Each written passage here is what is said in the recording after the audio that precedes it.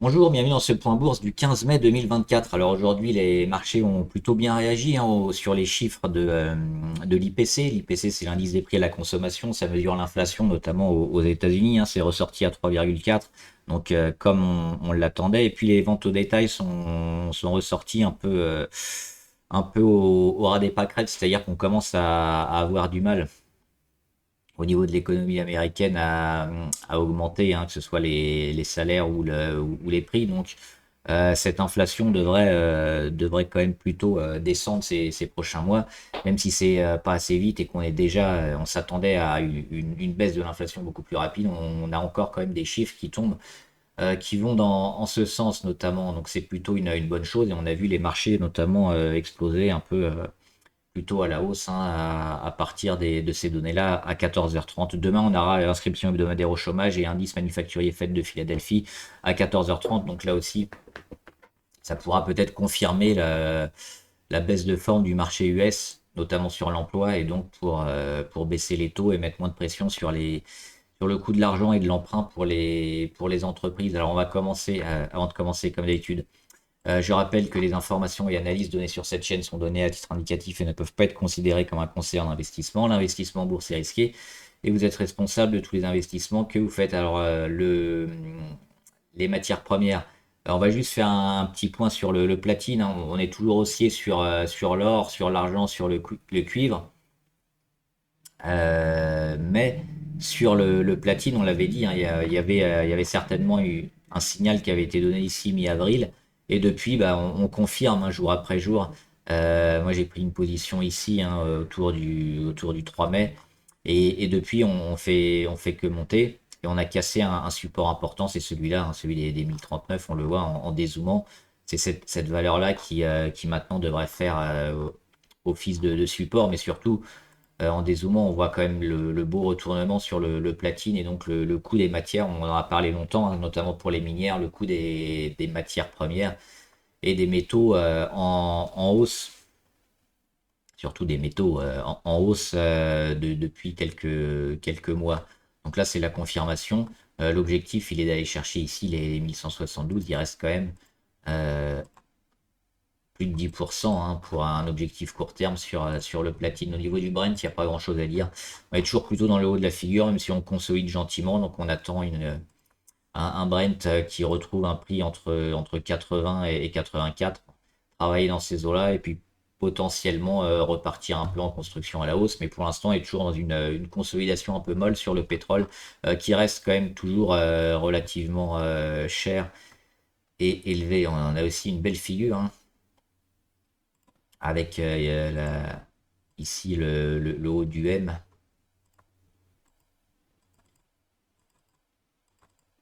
Et potentiellement on pourrait casser dans quelques jours pour retrouver des niveaux ici autour de 70 environ.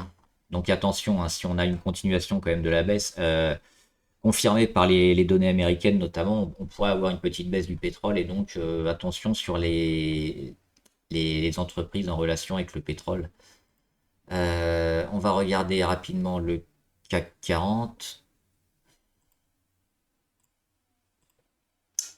Et pour voir que le CAC aujourd'hui, on fait pas grand-chose, hein, on fait une petite mèche basse, on gagne 0,17.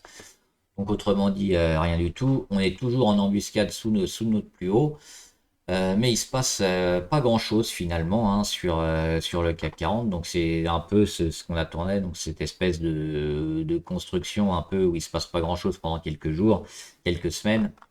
Toujours dans ces niveaux-là, hein.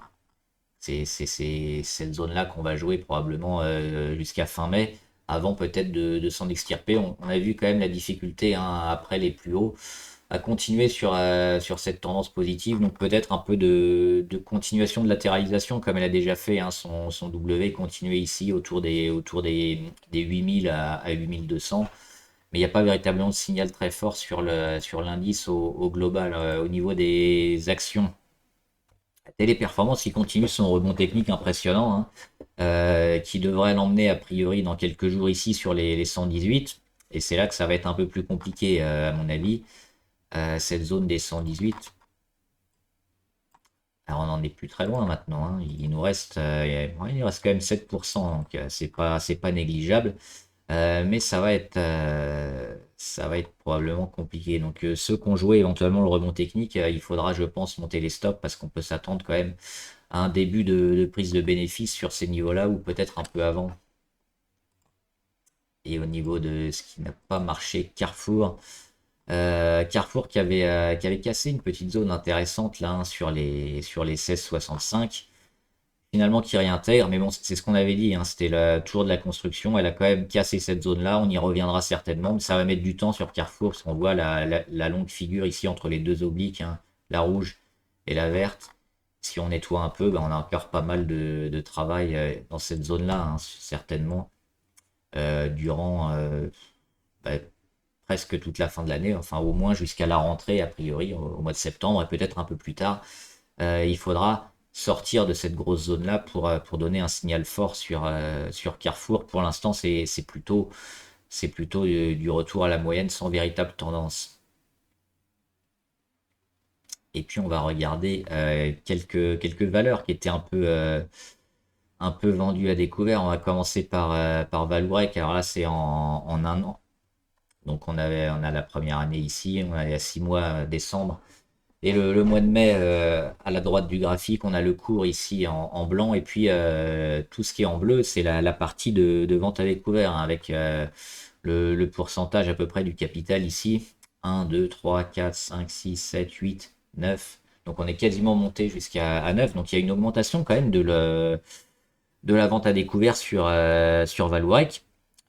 Pour l'instant, ça se rachète pas trop. Mais le prix, on voit, le prix ne descend pas. On va le regarder, hein, le prix en graphique.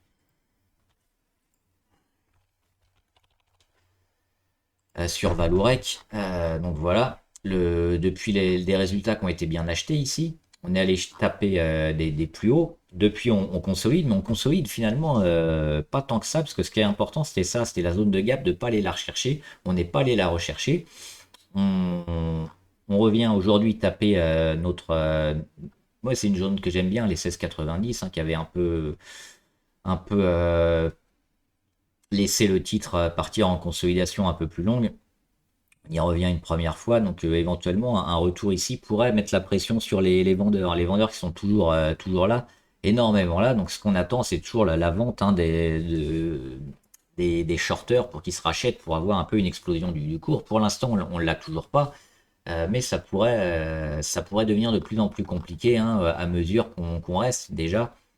Et surtout, si on augmente, il y aura probablement peut-être des rachats importants. Pour l'instant est toujours en statu quo, mais on n'a pas donné de signe de faiblesse en retravaillant le gap ici.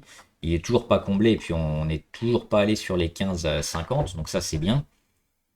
Maintenant, il faudra à nouveau taper les 18, espérer commencer à voir pas mal de rachats. Au niveau des volumes, il n'y a rien, hein. Depuis l'annonce des résultats, les volumes sont plutôt stables les jours suivants. Donc c'est pareil, c'est plutôt de l'observation pour le moment, avant de vouloir jouer Vallourec à la hausse ou à la baisse. On espère à la hausse, hein, avec des rachats, mais pour l'instant ils n'ont pas lieu, donc il faut plutôt attendre. Et le jour où peut-être ça monte un peu franchement, accompagner le mouvement, on retrouve ici une MACD au niveau des zéros, donc plutôt favorable pour une fin de reprise de souffle, hein, une fin de consolidation sur Vallourec, mais on n'a pas encore des signaux pour rentrer. Et puis on a également Air France.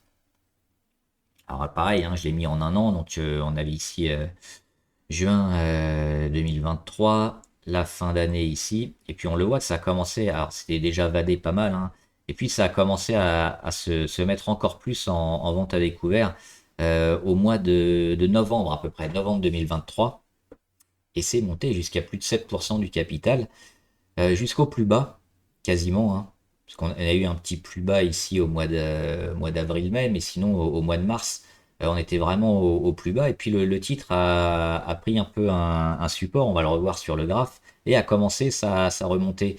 Ce qui a fait partir quand même pas mal de shorters, notamment les derniers arrivés. Les premiers aussi ont pris leur bénéfice parce qu'ils étaient depuis un moment, hein, on le voit, les bleus clairs ici, les bleus foncés, pardon. Euh, Même malgré un léger rebond, on le voit depuis ces derniers jours, potentiellement, Air France, ils ont déjà annihilé un peu la continuation, hein, de la tendance vente à découvert sur leurs titres. Ils reviennent autour de 5%. Et on sent qu'on n'est pas loin de faire plier les vendeurs à découvert.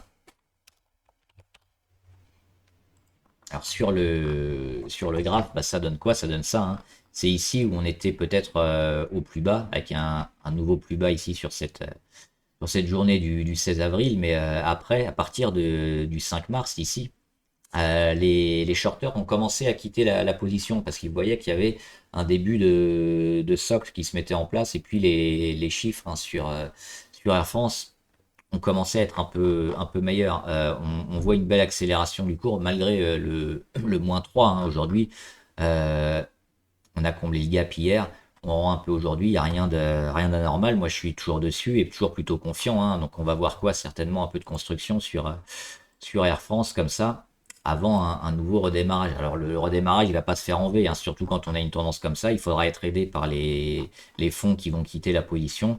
Mais cette figure-là, hein, d'accumulation avec l'excès ici, où on a probablement été chercher les derniers stops pour relancer un peu la machine, et c'est un peu le carburant qui permet de repartir. Je pense qu'on est toujours plutôt largement favorable sur Air France à moyen terme. Donc, jouer contre Air France maintenant, ça me semble pas une bonne idée, mais plutôt favorable, hein, sur cette valeur.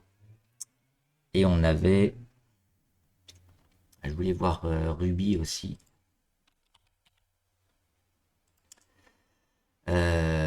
Ruby, pas trop shorté, un petit peu, mais pas énormément. Il y a eu juste quelques shorts ici sur les prises de bénéfices. On est toujours dans cette phase de conso un peu molle, parce qu'on perd pas énormément, hein. Regardez le pourcentage qu'on perd depuis ici, 6%. Ça peut paraître beaucoup, mais on a gagné depuis l'explosion 34%. Donc non, c'est vraiment une consolidation assez faible pour le moment. On n'est même pas sur la deuxième moyenne, hein, c'est la 50. On est toujours au-dessus des 30,4. Donc on a plutôt un signal de force. La consolidation, elle n'est pas terminée, on le voit, on est toujours ici en mode consolidation au niveau de la MACD.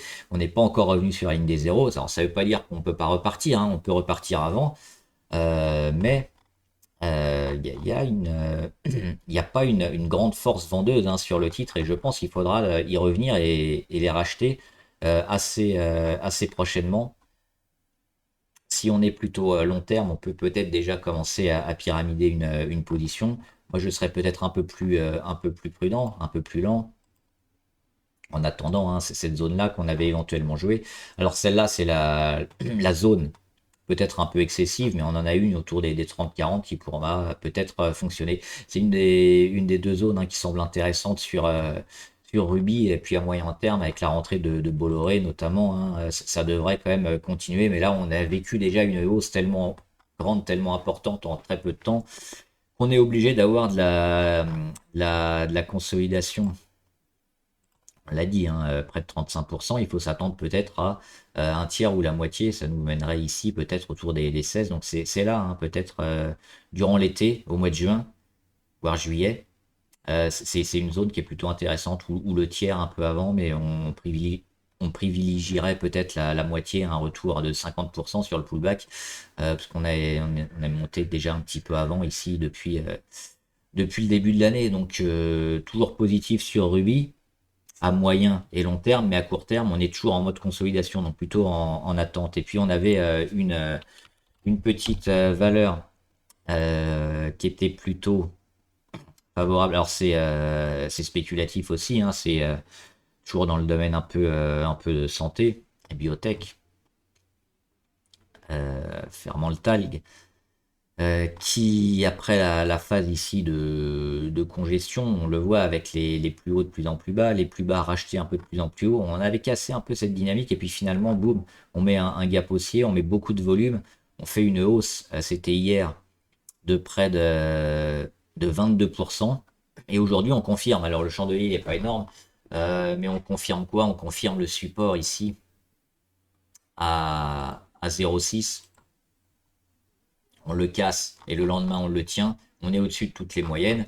On a cassé la grande phase de congestion qui a duré.